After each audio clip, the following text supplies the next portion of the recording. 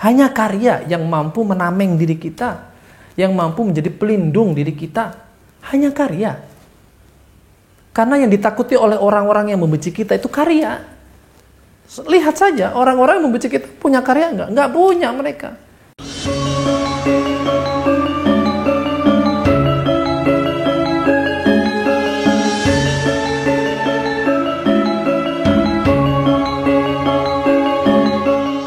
Halo, Assalamualaikum warahmatullahi wabarakatuh. Apa kabar teman-teman? Semoga tetap sehat, tetap semangat, dan yang terpenting selalu dalam lindungan Allah Subhanahu wa Ta'ala. Saya pernah mendapatkan curhatan dari teman saya yang ada di dalam lingkungan hidup saya ini. Dia begini, bagaimana cara mengatasi orang-orang yang membenci kita, orang-orang yang di belakang diam-diam membicarakan kita, bukan membicarakan kebaikannya, tapi membicarakan kejelekan-kejelekan yang kita lakukan, mencari hal-hal negatif yang itu bisa menjadi alat bagi mereka untuk melengsarkan atau untuk merusak citra nama baik kita. Nah, saya tidak bicara banyak hal tentang mengatasi bagaimana kita menyikapi orang-orang yang tidak suka dengan kita. Begini, sebenarnya mereka tidak suka terhadap kita itu bukan karena sifat negatif kita, tidak, tapi karena iri. Silakan cek, karena iri.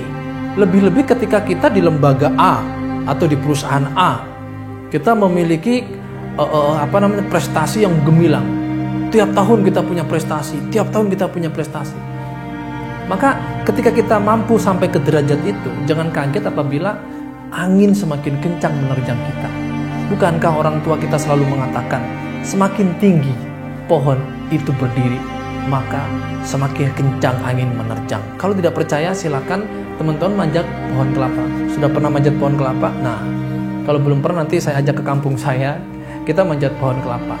Nah, ketika kita sampai di atas, kita melihat ke bawah, itu buset tinggi sekali perasaan.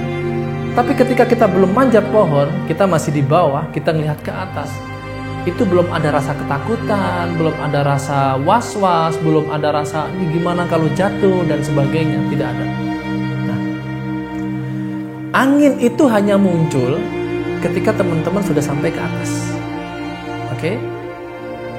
Perasaan takut itu akan muncul ketika teman-teman sampai ke atas.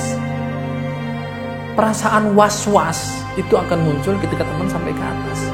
Nah, disitulah letak keistimewaan kita ketika kita mampu menempatkan diri kita, mampu memposisikan diri kita sestabil mungkin supaya kita tidak terpleset. Oke, saya harus berhati-hati mengungkapkan hal ini karena ini sensitif sih memang. Khawatir ada kata-kata yang tidak enak, kata-kata yang tidak pantas untuk didengarkan oleh teman-teman yang ada di rumah. Dan saya berhati-hati pula untuk tidak mengucapkan atau menyampaikan hal-hal yang saya sendiri tidak melakukannya, karena itu bagian dari kemunafikan. Orang yang pintar menasihati orang lain, kalau tidak melakukannya, itu dinamakan munafik namanya. Dan saya berhati-hati untuk itu. Mohon maaf ya kalau